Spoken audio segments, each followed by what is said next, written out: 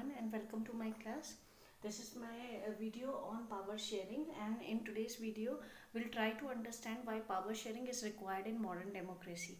So let's before we directly come on this topic, let's discuss one example. This is a brilliant example given in the book.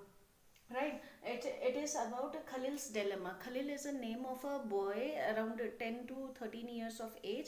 He lives in the country Lebanon. This is a small country on the boundary of Asia and Europe, and it is having a half population of Christians and half population is of Muslims. Right, so in he lives in the capital city of Lebanon, Beirut, and this boy, his father is a Orthodox Christian and his mother is a Sunni Muslim. Right, now Lebanon was facing a phase, undergoing through a phase where the people of the two community, the Christians and the Muslims, they were in constant clash with each other to have power in their own hands. Right, so a civil war situation is going on in Lebanon, and this boy faced this circumstances where he saw his own people fighting against each other just to have power in their hand. We have already discussed in the previous video about the civil war. Again, I am repeating, civil war is a situation where people of one particular nation, their groups, they fight against each other, and they took violent means to kill each other just to have powers in their hands.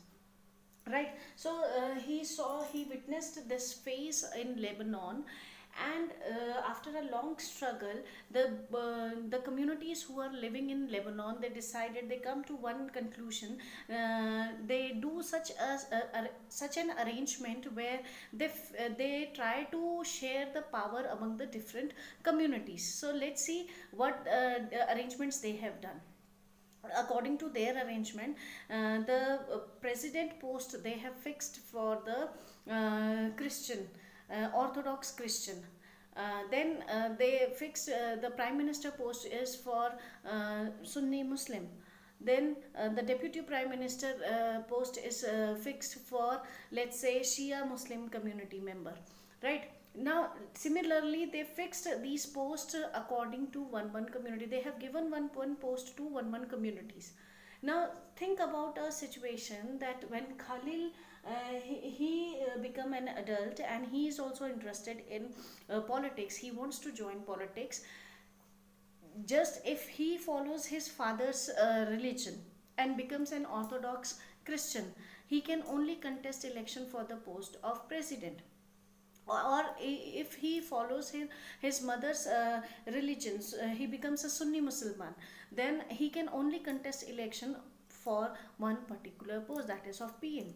Now in that situation, if community wise the power is shared and one post is fixed for one particular community, then in such a case, people having political aspiration, they cannot contest election on various posts, like is the case of Khalil. Right, so such type of arrangement, such type of power sharing is a bad example of power distribution in democracy, because this gives a very limited choice to the people. Right, this is a restricted form of democracy.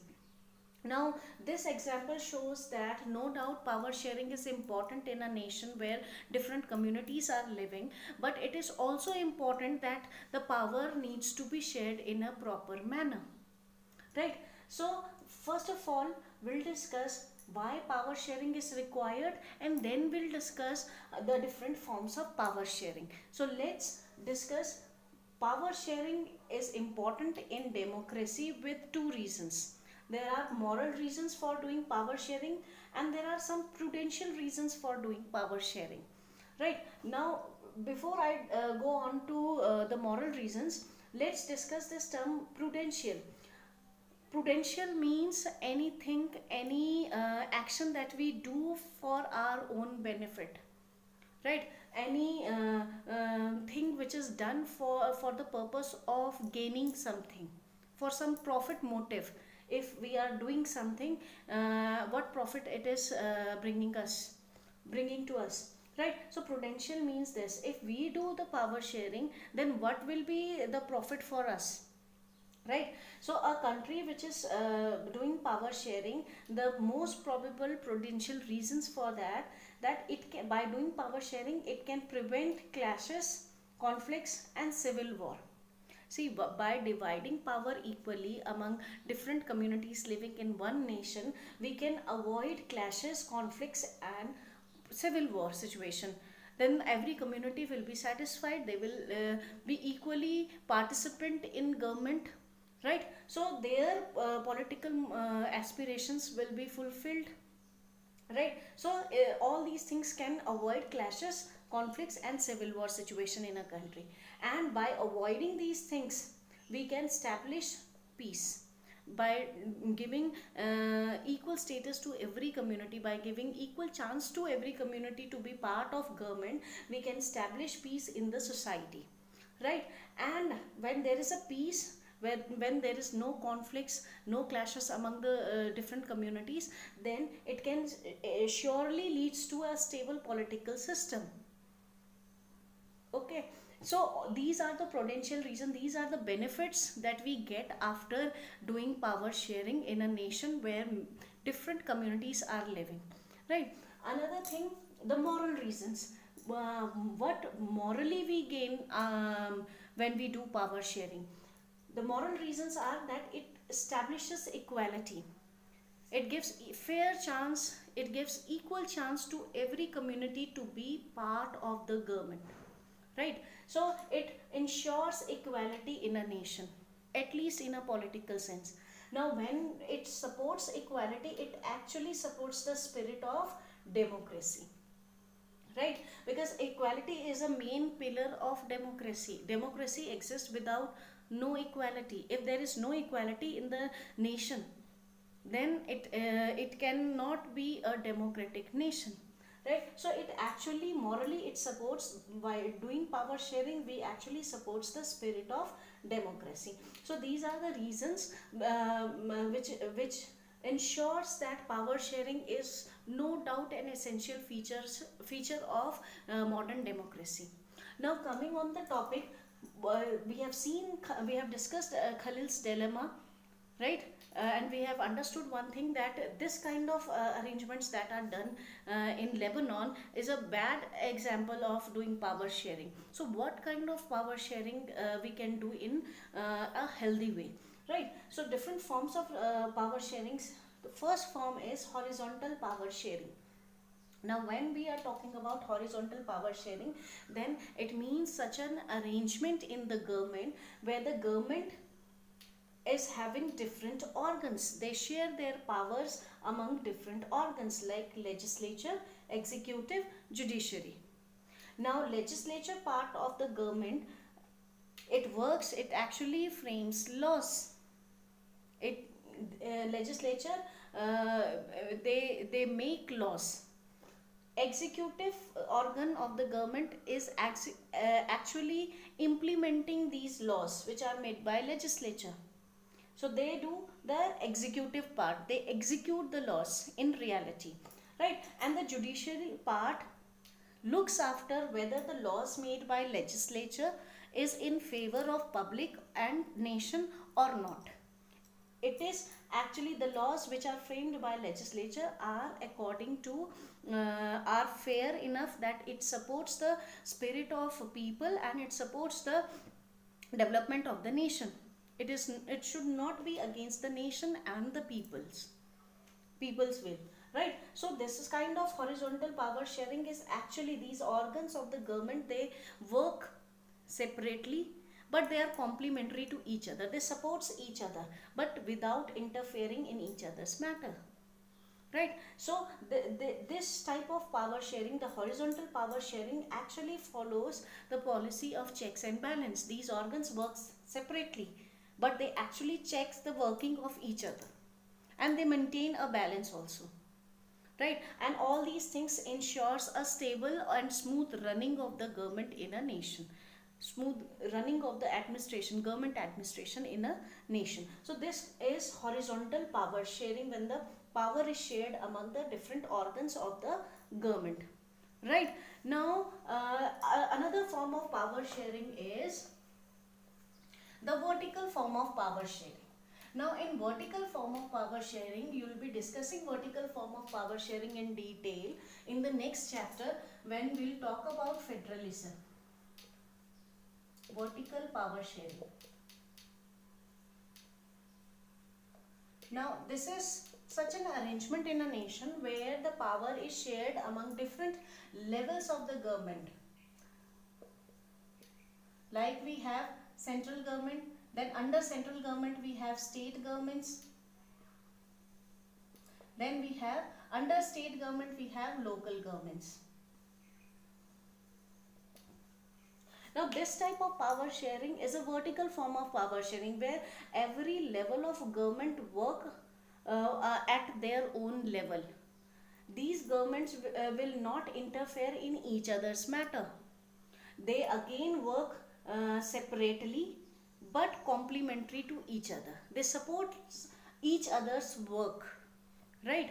And this type of power sharing is called vertical form of power sharing. Central government looks after the entire nation, the departments which are concerning with the entire nation, like the defense of the nation, like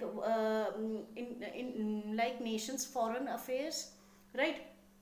And the finances, currency, all these things looks after by the central government. Then the state government usually works at the state level. All the issues which are related with the state, they handle such issues. And under state government, then the local government works. Like we have panchayati raj system in rural areas, and in urban areas we have the municipalities and the municipal corporations, right? So all these levels of governments work at their own levels but supporting each others, right? This sort of power sharing is vertical power sharing. Then the third form of power sharing is when the power is shared among different social groups.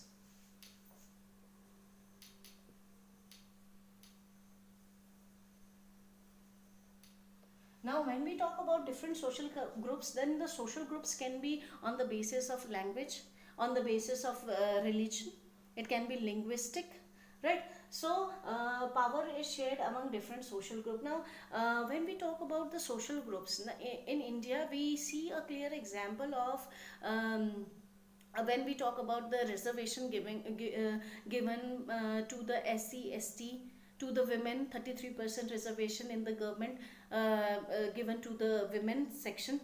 Now why particular section is promoted? Because this the reservation policy actually given to the weaker section or the women section ensures that their participation in the government, their role in the government, right?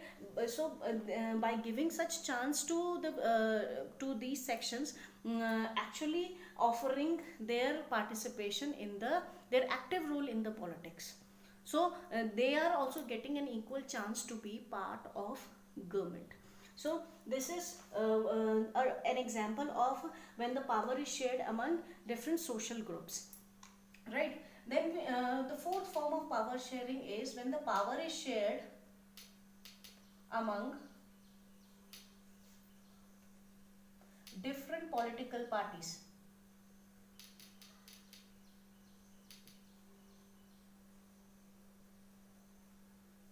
Now, have you ever heard of coalition government? Now, it is a very good example of power sharing among different political party, coalition government.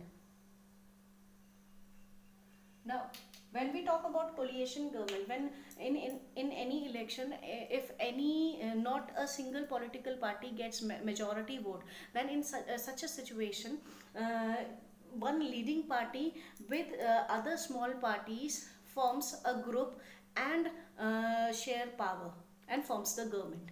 Now this type of government is called coalition government. It is a clear example of how the power is shared among different political parties. Let's take an example. in a Lok Sabha election, if not a single political party is getting majority vote, but the leading party is BJP, suppose. So what BJP to form the government, what the BJP will do, uh, they forms a, alliance with other regional parties or other political parties, and they form one group, right? And together they form the government. So when they form the government, they'll share their power among the group member or the political parties which are in group. So UPA and NDA is a clear example of such group political groups, right? So these are four type of power sharing that we see in modern democracy, and these by doing power sharing in these ways definitely supports the spirit of democracy, right? So with this we have finished the chapter power sharing. Now on the basis of this lecture, I'll be giving you few questions. Please note down these questions. My first question is,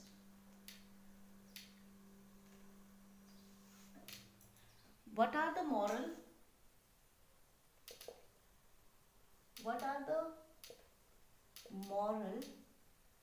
and prudential reasons of power sharing?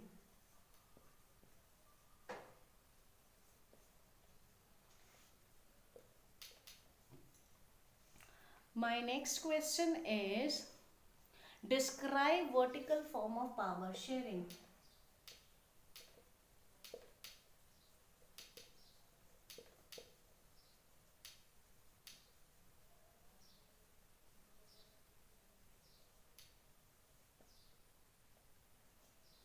My next question is, describe how uh,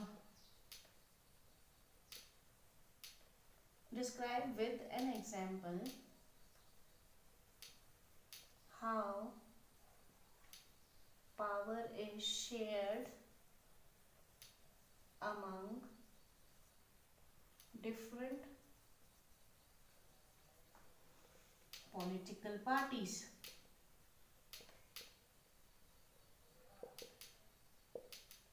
My next question is, write example how power is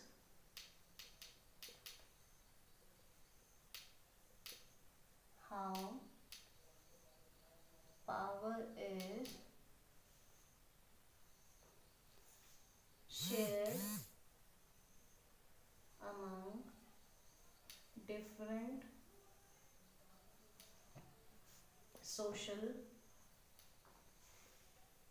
groups.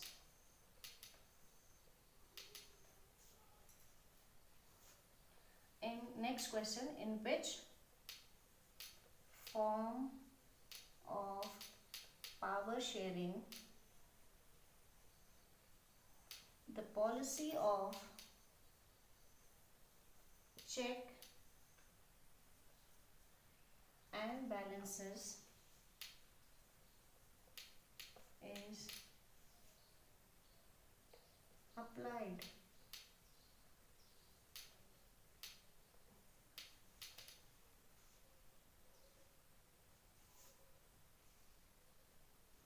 Now next question is, power sharing supports which feature of democracy and how? Explain with an example. So these are the questions which you are supposed to write. Now when you'll be writing these answers, you'll be actually covering the entire lecture which I have given. So go through the lecture in detail and make your notes and do this homework. Thank you, class.